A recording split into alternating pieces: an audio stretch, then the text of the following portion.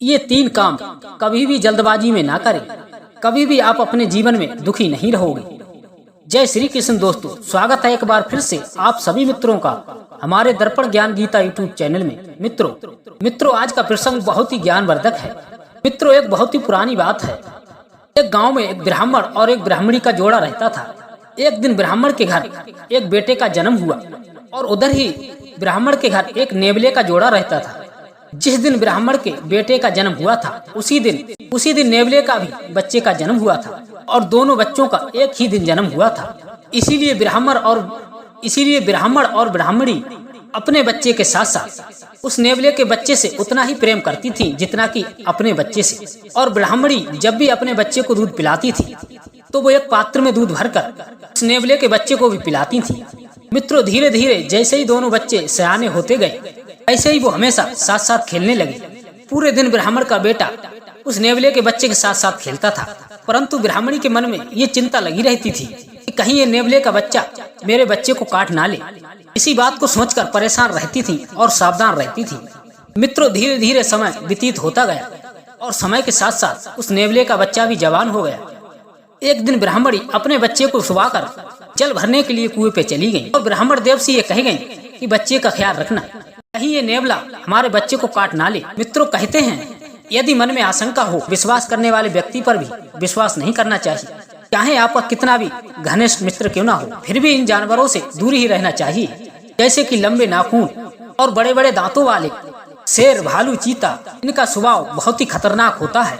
कभी भी गुस्से में आकर किसी पर भी हमला कर देते हैं। और दूसरे होते हैं सींग वाले पशु, उनसे भी हर एक व्यक्ति को प्रेम करने के साथ साथ दूर ही रहना चाहिए। तीसरे होते हैं शस्त्रधारी मनुष्य। यदि कोई भी इंसान शस्त्र लिए हो तो उस समय उससे दूर ही रहना चाहिए। पता नहीं उसे कब गुस्सा आ जाए और वो आप पर हमला कर दे, इसके बारे में कोई नहीं जानता।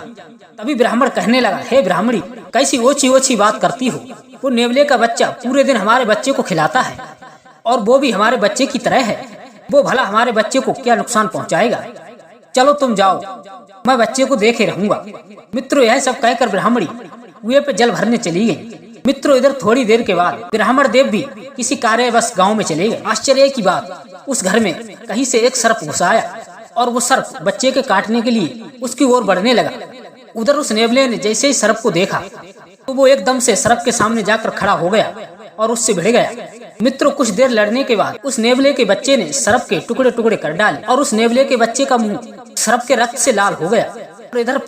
और इधर ब्राह्मणी जल लेकर घर की ओर आ रही थी। इधर नेवली ने उस ब्राह्मणी को आता हुआ देख अपनी खुशी दिखाने के लिए ब्राह्मणी की ओर दौड़ा कि देखो मैंने तुम्हारे बच्चे की सर्प से रक्षा की है। ब्राह्मणी ने जैसे ही उस नेवले के बच्चे को अपनी ओर आते देखा और उसके मुख से खून लगा देखकर ब्राह्मणी के पैरों से धरती खिसक गई। मित्रों ब्राह्मणी के मन में उस नेवले के बच्चे के प्रति आशंका तो पहले ही से थी, पर मुंह पे लगे रक्त ने उसकी शंका को विश्वास में बदल दिया और ब्राह्मणी ने ये समझ लिया आज इस नेवले ने मेरे बच्चे को काट खाया। ब्राह्मणी बिना कुछ सोचे समझे अपना आपा खो बैठी और उस जल के घड़े को जमीन पर पटक कर डंडे से पीट कर उस नेवले के बच्चे को मार डाला और दौड़ती हुई घर पहुंची तो ब्राह्मणी ने देखा उसका बच्चा आराम से खेल रहा है और देखा पास में ही एक मरा हुआ सर्प पड़ा था। तभी ब्राह्मणी बच्चे को सुरक्षित देखकर और उस मरे हुए सर्प को देखकर ब्राह्मणी को ये समझते हुए देर नहीं लगी, नेवले ने सर्प को मारकर उसके बच्चे की जान बचाई थी। मित्रों अब वो माथा पीटती हुई नेवले की याद कर के पछताने लगी कि हाय मेरा बच्चा, मैंने कितना बड़ा अपराध कर दिया। मैंने बिना ही कुछ सोचे समझे उसे मौत के घाट उतार दिया। मित्रों मेरी इस बात को याद रखना, जो लोग किसी भी बात को समझे बिना जल्दबाजी में ये निर्णय ले लेते हैं उन व्यक्तियों को बाद में बहुत ही पछताना होता है। मित्रों जब किसी तरह की आशंका आपके दिल दिमाग में घर कर लेती है सबसे पहले उसका दिमाग उसी की ओर चला जाता है। मित्रों ये तो आप जानते ही हैं कि जिस प्रकार का आप चश्मा लगा लेते हैं फिर चारों तरफ आपको वैसा ही दिखता है। उस समय हम हर बात को नकारात्मक नजरिए से देखते हैं। मित्रों कभी कभी आशंका स्वयं को ही कष्ट पहुंचाती है और एक बात सत्य है कि किसी भी व्यक्ति के मन में उठी आशंका व्यक्ति को सावधान रहने के लिए प्रेरणा देती है, परंतु उसे आशंका के आधार पर नहीं देखना चाहिए जब तक हकीकत की जड़ तक न पहुंच जाए। मित्रों इधर एक राजा का नौकर रोजाना राजा की सेज के लिए तैयार करता था और एक दिन उसने राजा की सेज तैयार की और उस पर लेटकर देखने लगा कि देखें राजा की सैया पर लेटकर कितना आनंद आता है।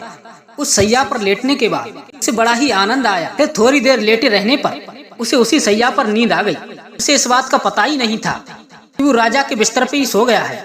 मित्रों, इधर जब रात्रि हुई तो रानी भी आकर उसी सेज पर लेट गई कि चलो राजा साहब लेटे हैं, और दोनों सो गए।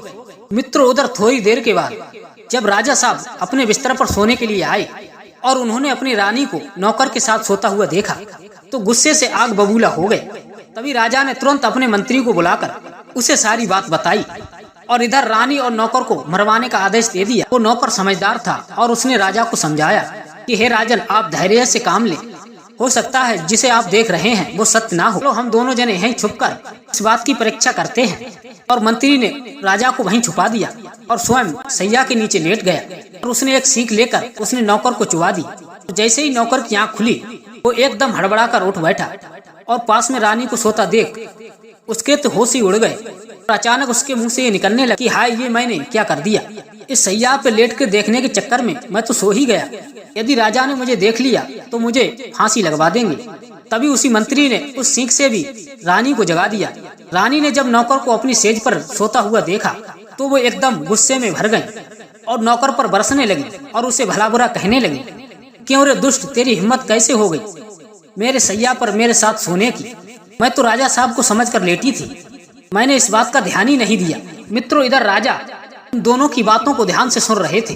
तभी दोनों की बात सुनकर उन्हें इस बात का विश्वास हो गया कि इसमें तो ना ही रानी का दोष है और ना ही नौकर का, ये दोनों निर्दोष हैं और इन पे अनजाने में भूल हुई है।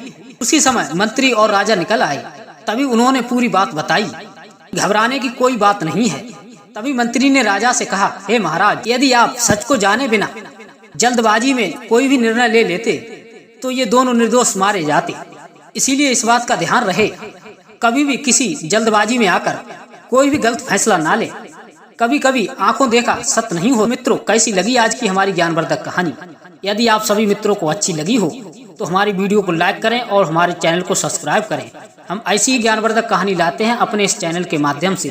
तो मिलते हैं और ऐसी किसी ज्ञानवर्धक कहानी के साथ। तब तक के लिए जय श्री कृष्ण, जय श्री राधे।